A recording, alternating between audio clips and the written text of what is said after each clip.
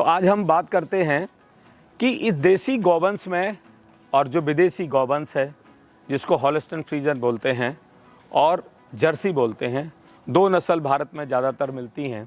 क्या फ़र्क है?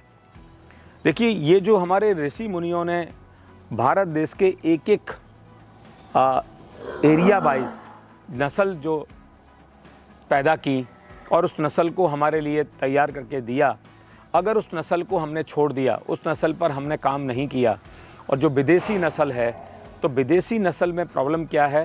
आपने देखा है A1 A2 का पूरा जो प्रोटीन की जो चेन होती है, तो हमारे भारत देश का जितना गौवंश है, मैं इतना बोलूँगा कि भारत देश की भैंस भी जो है ना, वो A2 मिल्क देती है।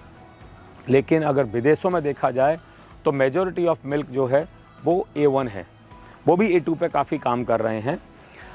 लेकिन हमारा जो भारत देश का गौवंश है वो तो 100% A2 है, इसमें A1 की चेन बहुत कम मिलती है। अब अगर हम देखा जाए तो ये हमारा देसी गौवंश जो इनपुट वर्सेस आउटपुट है, इसको जो चारा खिलाते हैं वो कम खिलाते हैं, ये लो मेंटेनेंस है, ये दवाई कम इसको लगती है, ये बीमार कम होती है, ये मई जून के महीने में कड़ी धूप में भी खड़ी रह जाएगी। अगर HF को देखें तो वो धूप में नहीं खड़ी हो सकती, वो ठंडे देश से आई है, उसको एनवायरनमेंट कूल चाहिए, इसको ठंडा, गर्मी, बरसात सब में ये एडजस्ट होती है, ये बहुत हमारी तरह से एडजस्टेबल है। तो अपने देश की हमको नस्ल पर काम नहीं करेंगे और विदेशी की हम नस्ल को हम अपनाएंगे, और उसके लिए हम पूरा माहौल ठंडा बनाएंगे, कूलर लगाएंगे, AC लगाएंगे, हम उस पर अपनी एनर्जी लगाएंगे, पैसा लगाएंगे, फिर वो बार बार बीमार होती है, बार बार दवाई खिलाते हैं, दवाइयों की कहीं ना कहीं टॉक्सिन्स दूध में भी आते हैं। अगर उससे हमको बाहर निकलना है तो देसी गौवंश के अलावा दूसरा कोई विकल्प नहीं है। देसी गौवंश में अगर प्रॉब्लम है तो क्या है, इसकी ईल्ड कम है, तो उसके लिए हमने संकल्प लिया है कि हम एम्ब्रियो पे काम करें।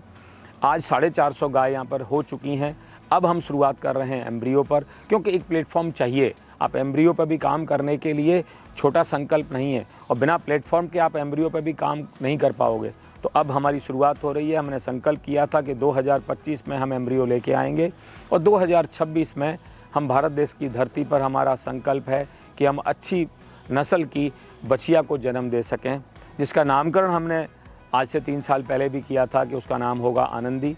और वो आनंदी की जो नस्ल है वो घर घर पहुँचे और घर घर उससे आनंद हो, हर किसान की इनकम बढ़े, और जितने हमारे देश में नौजवान बच्चे हैं वो जो रोज़गार के लिए शहर जाने की सोचते हैं, क्या हम उसके घर में रोज़गार पैदा करके दे सकें, उसको एंटरप्रेन्योर बना सकें, उसको किसान होने पर गर्व में दे सकें, उसको गौरवान्वित कर सकें।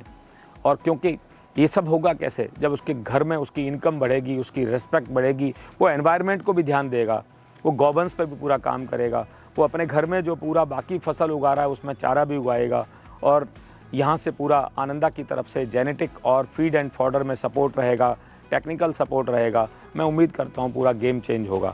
बहुत बहुत धन्यवाद। आनंदा आनंद करो। आनंदा आनंद करो।